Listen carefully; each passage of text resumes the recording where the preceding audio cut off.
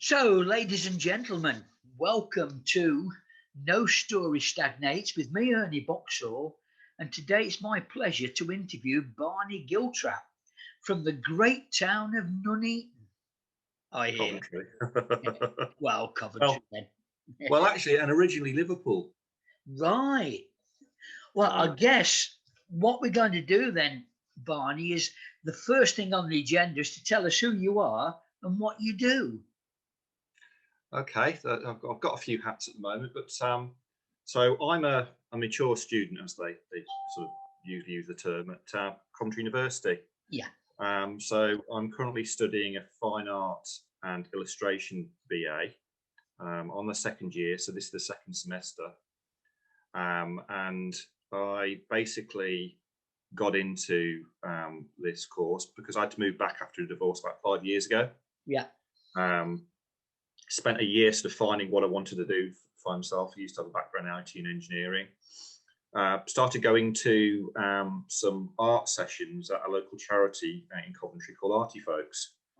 And they used art as like a therapy, but they also look at helping people progress in life. Yes. So it was about a year there, and the proposal came up. So why don't I do the Art and Design Foundation at Coventry? Yeah. So the foundation got a portfolio together, helped me apply, helped with sorting out the benefits, etc. So I spent a year doing the Art and Design Foundation, which was absolutely brilliant. Right. I sort of, my final project, I did a drawing robot. So I brought into my computing and engineering stuff, and it was great fun. So after that, I'd already decided about halfway through the foundation that I want to do a degree. I want to carry on doing this. So here I am now, sort of a year and a half into the degree, and I've also just launched a new limited company, which I'm basically bootstrapping partly by doing some IT support work. Yes. So it's literally sort of this last week that I've officially started to do some work on that, but also tying in sort of the idea is to publish comic books and video games, and do some video work as well. Yeah. And that ties in really, really well with the degree, because we're doing a Kickstarter project. So we have to do a project for the second semester where we have to actually do a commercial launch on Kickstarter. And it's like, it's almost seamlessly building into my business plan. So it's working, that side of things working really well. Sounds like some symmetry there, certainly. Yeah, definitely. And certainly with me, the symmetry would be in your interesting comic books and stories. Yes, exactly. Yeah, narrative storytelling. Yeah. Yeah. So can you give me a brief outline of your career path, Barney? What you were doing before and how you got to where you are now?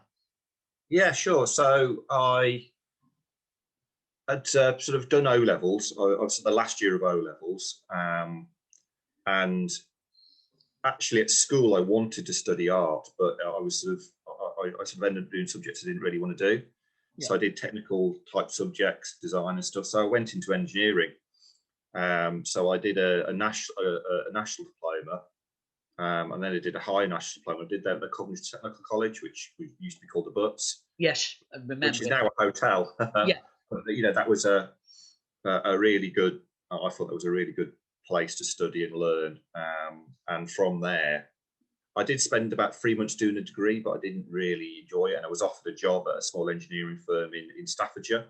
Yeah. And I decided to take the job. So I spent quite a few years in engineering, and it was Birdwood, Staffordshire, making something called thread rolling dies. So the stuff that makes fasteners and nuts and bolts and stuff that goes into the tools. And from there, I then got a job in Coventry, working for a company that did double glazing furniture. So all the hardware mechanisms, patio doors and stuff like that. It had a German head office, so I got to practice my bad German, do some technical translation and stuff.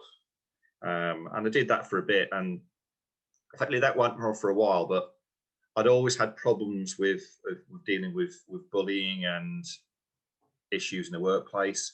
Always been quite anti-authoritarian. So an incident happened, I'd have just walked out of the job. Yes. Wasn't the best way to set up into business, but I basically I went on some business courses, started to do a bit of IT, and it was a bit of computer support, a bit of graphic design work, and a bit of a mix, but mostly computer support. Yes. But it was quite erratic because I was trying to establish a decent income, which is quite hard when you've got a mortgage and everything. Sure. So and about that time, I started to get quite ill with migraines, chronic migraines and stuff. So there was a period of time when I did some part-time lecturing at Solihull College. So I spent a few years doing that part-time, and again, it was trying to get that income stable. But there was sort of this yo-yo between my health and illnesses and stuff. So that sort of happened for quite a few years. Sort of fast forward a bit, I got married with someone in Coventry, moved to Rugby with some stepdaughters and my daughter, partly for the schooling as well. We didn't think Coventry schooling was as good as what was over in Rugby. And to supplement some of my sort of part-time earnings, I worked for an IT company in Rugby. And one of my passions is open source software, and they were an open source company. So it was basically saying, if you're going to be buying something or selling it to a customer, then you should allow them to modify the code and do what you want with it and alter it and change it. And it's very much a founding principle of what I believe in. Yeah. But that went on for a bit, and the income was steady a bit, but that sort of ended. Again, it was actually similar sort of circumstances, bullying, and I'm very. I actually have PTSD, and those sort of incidents tend to trigger me to have a very strong reaction. So I just have to get myself out of this place, or I get more ill. So it was that was sort of.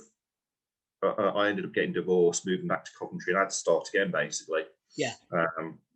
So I was in Folesville, Coventry, for a couple of years. Again, and I used to, when I was younger, when we were in Coventry, I used to live in Folesville, that area. But we sort of ended up moving back there, and it was supported accommodation. I was in there for 2 years until the property I'm in now, which is a nicer part of Coventry, which is Oldton. Well, it's an interesting part. Just from there, Barney, we've got very, very interesting overlaps in our life. Yeah. In that, I was apprenticed at Albert Herbert's. Okay. Alfred Herbert's. Yeah. And certainly I was at Crossroads, wasn't it? Crossroads and Red Lane, Fozil. Yeah. And then, so I was there I was actually very lucky because I wasn't very academic, but I managed to pass the introduction to get into Herbert's. Yeah. And it was at the time one of the best engineering apprenticeships in the country. Yeah. But I went into the apprentice school a week later than everybody else. So the chap said to me, what do you want to be? I said, well, a footballer. But he said, we've only got a grinding machine left, so you'll be a grinder. Yeah. So I was on the grinding for 3 years. Yeah. And then they sent me, this was 3 years into the apprenticeship, and I managed to get to Red Lane. And suddenly I found myself at 6:45 walking over a wooden step into a wooden machine shop with the windows blacked out. And as I looked over my shoulder, the sun was coming up. And then at 4:45, when I walked out of that machine shop, the sun was going down. Right.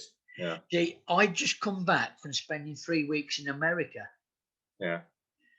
And I decided that this wasn't what I wanted for the next. Yeah. So I packed up my apprenticeship and I went back to college. Yeah. So, we have some similarities there. Yeah. The similarity is that I've had 1,000 jobs. Yeah, I mean, I've done, I sort of lecturing. I've done some tutoring in our IT resource centres and bits and pieces. And I think I'm now at the point in my life. I turned 50 last year, and I'm actually bringing my, I suppose, passion for art and comic books and stuff, but blending that with the engineering and that side of things. So absolutely, And because I started, even though in engineering I want to do the art side of stuff, I did do something of designing, and Yeah. it was, and that sort of stuck with me. So now I'm at a point, and because of many attempts at running businesses, not always successful, but you learn from that, and that's, you have to get up and start again. And now I've got this opportunity to apply those skills to the creativity side of it as well. Well, that's a great segue into the next question, Barney. What have been your biggest learning opportunities? The biggest learning opportunities, actually, it probably is at the moment, is probably going back to university, going back to studying, and actually doing something I enjoy. Yeah. When I'd always been reasonably technical. I'd read computer, the 80s computers, and I always used to read the computer magazines, computer books and stuff. So I was okay on the technical side, but my art, I was always not very confident with my art, so I wasn't fully committed to it. And I wasn't surrounded by people either in college or in school that would encourage your creativity. And there was always a negativity about art as well. You're never going to make any money in art and that sort of thing. Right. So to be in an environment where you're around people that are passionate about art, but also on my current course, although I have the fine art component, it's a combination course. So we have the illustration. So there's a very big commercial focus. You're doing something you enjoy, but you've got to make money out of it. And here's and the tutors are amazing. I mean, they've all got experience commercially, and quite a few of them are still running. I think possibly all of them in the illustration suite are running some form of business on the side as well. Yeah. Part-time, but they've all got practical experience that can impart that knowledge. Right. So another question is the initiatives you've been involved with. Who would you say has been your biggest influence? I think actually, in some respects, it might have been when I was in the Open Source Consortium, which was an industry body to try and challenge industry, also maybe to challenge the government how they procure things and how they waste money, etc. And at the time, we were battling with, I would say, cronyism, corruption, and to this day, it's still there. But it was one of the big successes that the consortium had at the time was to challenge the BBC's iPlayer, because at the time when they launched that, it was proprietary, so you had to buy certain hardware and software to run it, or it wouldn't work properly. So it was challenging that to be an open standard, so that it was easy for everyone to use, and there weren't any barriers to entry. So I'm a firm. I was going to say, so the iPlayer now, it is easy to use now, isn't it? Yeah, and it should work on any device. Whereas at the time there was restrictions. I mean, there's obviously the licensing, which is a whole other kettle of fish, which I disagree with. But no, but you are partly to thank for that then. No, I played a small part. The consortium did the job, and certainly the then head of the chair of the organisation, Mark Taylor, who's with a company called Serious IT. I mean, he spearheaded that campaign, and it was frustrating towards the end of the Open Source Consortium rebranded. It's got a different name now, but there was some tensions on what way to go, but that was a really good example of what you could do when you pull together. And I think that the philosophy of free and open source software is that it's standing on the shoulders of giants. It's like the scientific principle about building blocks of knowledge, and here is this knowledge that everyone should have for free. You can then build your own products and services or knowledge from it, or just do it for entertainment. Yeah. Whereas what you tend to get is that there are some organisations, particularly big tech, big corporates, who try to take free stuff and then turn it into something that's different, but then not give back to the community. Right. And brilliant. There's a mishap. Yeah. That's the sort of business side. Gordon. And before I go any further, are you any relation at all to Gordon Giltrap? Theoretically, it's a possibility. My late dad's brother did some searching. He felt there might have been some family links. Giltrap is actually, I've done some sort of digging. Right. It's basically an alteration of the name Guildford.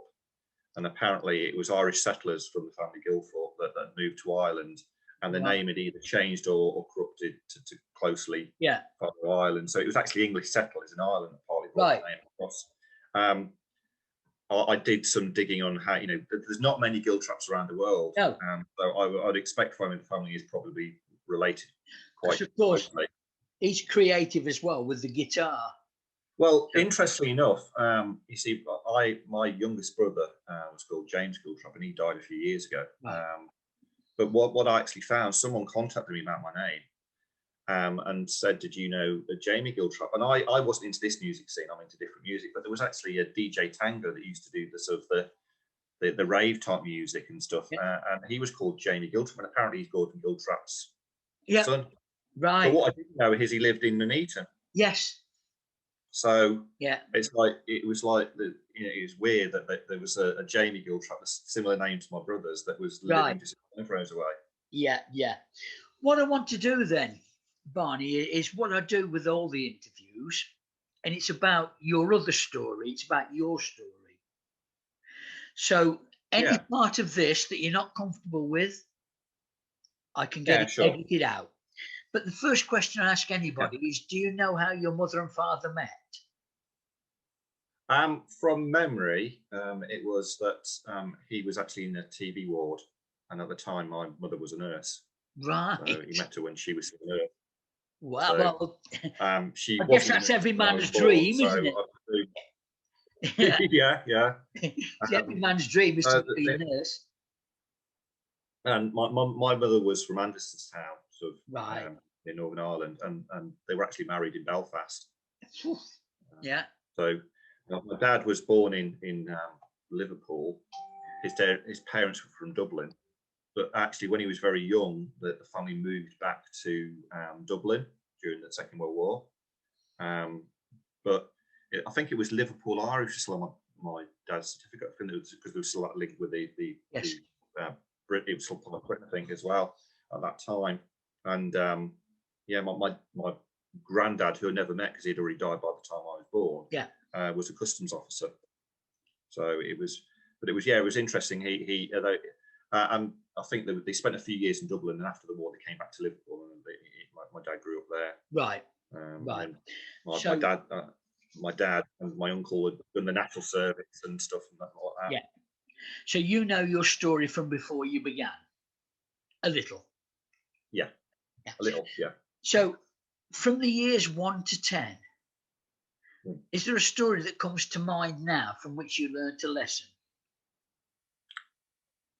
A little bit, yeah. I mean, I actually sort of spent the first few years of life in Runcorn, Cheshire.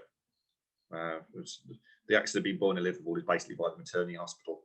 And with my dad's job, we moved to Coventry.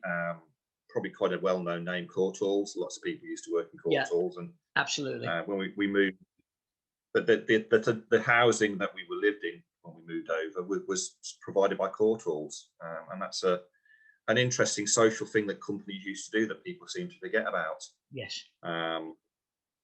And we then moved to Ireland for 3 years when I was between 6 and 9. So we actually sort of missed the winter of discontent. Right. Now I know that those stories from speak to other people and from when my dad was alive. But yeah, it was interesting coming back in the aftermath of that. Yeah. But also it was actually my first, which was really interesting when I was looking. You see a lot of this polarization society. It was my first experience of racism. Right. In a British school, in a Coventry school, where a mixed race boy was basically trying to bully me because I had an Irish accent. Yeah. Right. Yeah. And it's even parallels quite recently, about 6 months ago, when this BLM stuff, which was quite controversial. The amount of Irish racism that was bubbling under the surface because they thought that didn't count and whatever. Yes. Was quite a shock. It's still something that is saying, well, yeah, life is complicated, and it's about class, culture, and stuff. It's less about the colour of your skin and more about your background, your religion, and stuff like that. Yeah. Brilliant. So we'll go on 11 to 20. Hmm. You must have a couple of stories from that period. I think a big eye opener was I had, well, actually, one of the major issues for me when I turned about 16, 17, I was starting my national diploma, and I actually ended up being sectioned Right. in the local mental health hospital. And I was quite a shy, introverted kid, but I think life just got on top of me. Yeah. Stuff at home got on top of me, and it was just too much. But I think that started my mistrust of the government. It really kicked in the anti-vote because the way that I was, in my opinion, treated and the way they treated me, and not fixing what was wrong, Right. sort of had repercussions later on. What year would this be, Now, Barney? What year would? this would have been about 1987. So I was born 1970. So it'd been about 1987. So I'd done Right. a year of national diploma. Yeah. So I basically missed a year of college, but I went back. I finished my national diploma, and then went and did my H&D, got a job. So I sort of soldiered on, as it were. Are there There lessons? was, Are there lessons from that period that you're using now, or have helped you now? yeah, I mean, it's lessons in reflection and self-therapy. One of the biggest issues over my life is the complete lack of proper support for therapy and counselling for PTSD, Yes. and the over-reliance on drugs, medication, psychiatric treatment, Yeah. to the point of misdiagnosis, and it does more harm than good, in my opinion. And that's actually, from a companion point of view and from a passion, that's something I firmly believe in, that the whole system is wrong, and two, the mandatory treatment is wrong. I think we'll come on to And that later. I think we'll yeah. come on to that later. Great. So yeah, I mean, I moved on. I got to actually, and the next, I think, big experience I remember is going to Germany for 3 months. And what I age was was on the that? H&D, and there was a student. Yeah. What age About was that? 21. Right. Yeah. I Sorry, was going to ask. about 1991. Yeah. Yeah. So you've started to incorporate travel. Now you go to Germany. Yeah. Did that change you at all? That although you'd already come over from Ireland, hadn't you? So Yeah, it did. I mean, people don't realise. I mean, I don't. It's been a long time since I've been back to Ireland, so I do want to visit again. But there were a lot of differences culturally between Ireland and England at the time. yes. So there were a lot of adjustments to make. Right. And from if people watch it on television, even these days, the stereotypical Irish idea, but on the ground, on the street, there are subtle differences, and it's the same as you being in, say, Coventry or the Midlands and going up to Scotland, and there are differences, and unless you're living there, you don't necessarily know them. But one thing I have noticed is there was a very strong Irish community in Coventry when I was young. Yeah. And that's seems to have disappeared. It's still there, but it's almost underground. Absolutely. It's various factors, of course, but there was a very strong community bond. Yes. But that spread into a community bond with other communities. Yeah. So there was a community element, and that community element seemed to have broken down a bit. That's something I noticed. But when I went to Germany, I think it was my first experience of the difference between the one thing that I think the Irish and English and the British have overall, the British Isles, is a very strong sense of individuality, of being a free man, of being able to plan your own destiny. Whereas I think it was my experience of the collectivism of Europe. Yeah. And you must do this for the greater good. And it was. I loved my time in Germany, and I met some great people. And also, when I was doing the exchange, there was students from all Poland, all the Scandinavian countries, Finland. So it was a big melting pot, and you got to learn people from different parts of the world. Yeah. Now, we've grown up in Foleshill. It was quite multicultural even then. Yeah. So you had lots of people from different communities over the years, and a lot more than maybe other parts of the country. And even today, a lot of the misunderstandings and sort of the hostility is because people haven't grown up together, and it takes generations for Yes. people to start to be able to integrate well on all sides.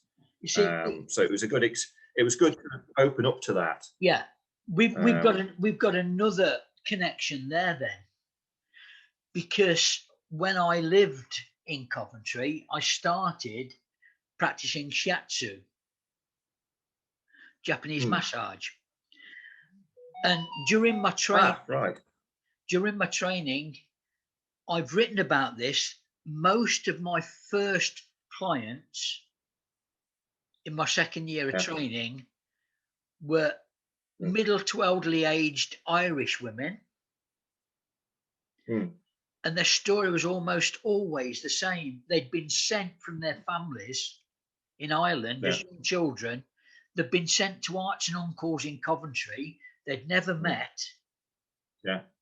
Didn't particularly get on well. The ladies that had come to me. And so there was that tearing away from the family. It was done for the best of reasons because of the troubles. But to be sent to complete strangers in Coventry had a profound and long-term effect on their well-being. And that, most of those ladies came from Fosil. There's another thing that was with particularly with my mother's side of the family. I've got a lot of Irish relatives in Coventry, and I probably don't know 3/4 of them. I don't know most of them, but during the Second World War, a lot of people from Northern Ireland, and presumably possibly the Republic as well, but certainly from my family, came over here to work in the factories because there was no one to run the factories here because they were all out to war. So they needed, so there was, and some of the, some families would stay in Coventry, others would go back to Northern Ireland, but there are very strong ties family-wise between Coventry and Northern Ireland for me. And I mean, I suppose that links into me never sort of completely fitting in, I suppose. So can we go on now then, but the next decade, stories between 30 and 40? Yeah, 30 and 40. Oh yeah, that's where I suppose I properly grew up. I moving on with some business ideas and sort of trying to focus a little bit more about what I want to do. And I sort of, it chugged along a bit. I'd never been in a very long-term relationship at all, so I'd never found anyone to settle down with. And then basically I met my then now ex-wife, but I think I was about 36. I had my daughter. So that certainly was a very big moment for me. Yes. My ex-wife had already had 2 daughters, so I've got 2 stepdaughters as well. Right. So that was a very big defining moment, and that sort of changes quite a lot. It does. It does. Yeah. I mean, I mean, due to circumstance and how things were, but I think I was privileged to actually have seen a lot of my daughters growing up, because I did most of the. I spent a lot of time with her when she was young. Yes. And my ex-wife worked really hard, and she was working full time. I mean, she still does that to this day. But it was it was nice, seeing her develop and growing up. Very fortunate as well. Yeah.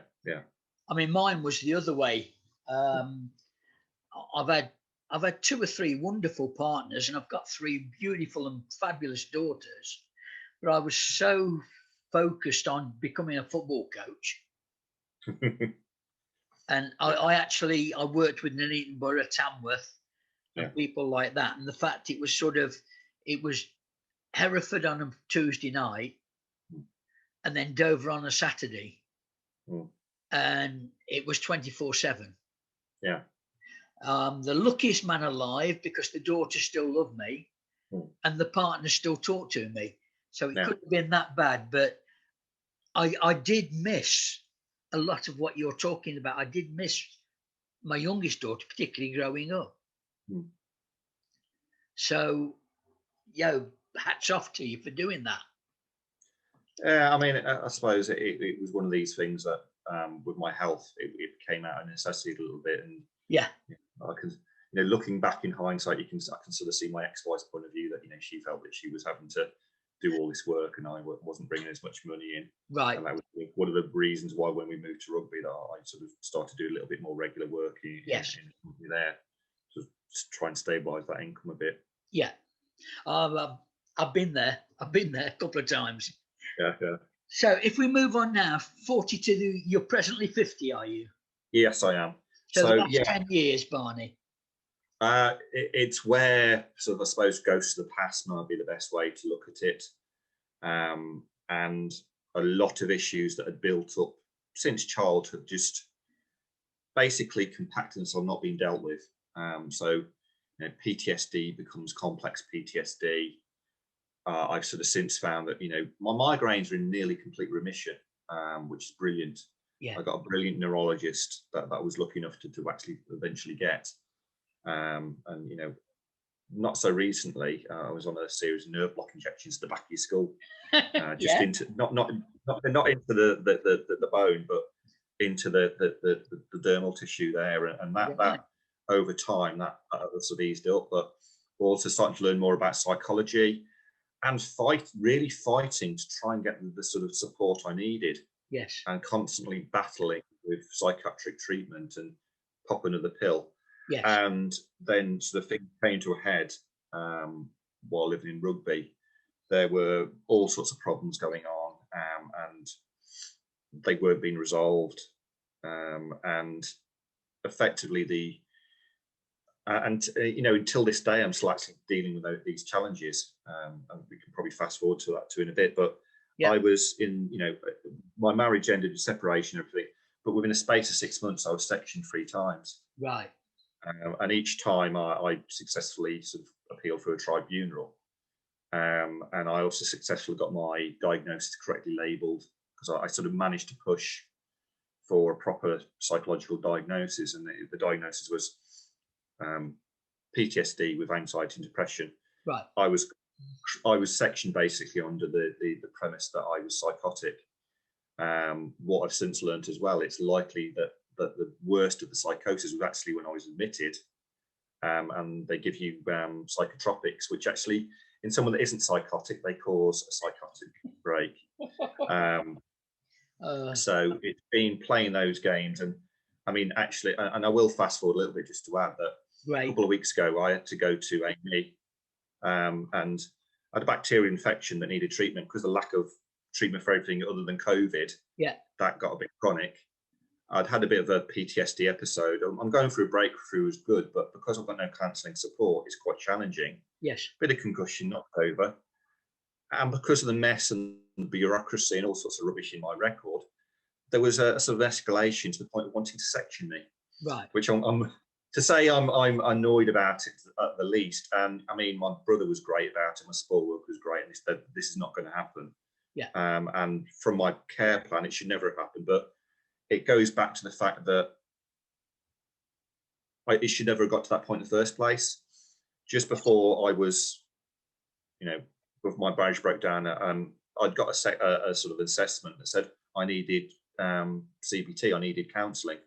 But when they took the action to sort of deal with the situation, it was off to the funny farm. And these days, it's very, I joke to friends about it being off to the gulag, because it does very much feel that if you don't fit in and you don't follow the adhered plan and you don't fit into their box, then you must obviously be completely insane. Yeah. Brilliant.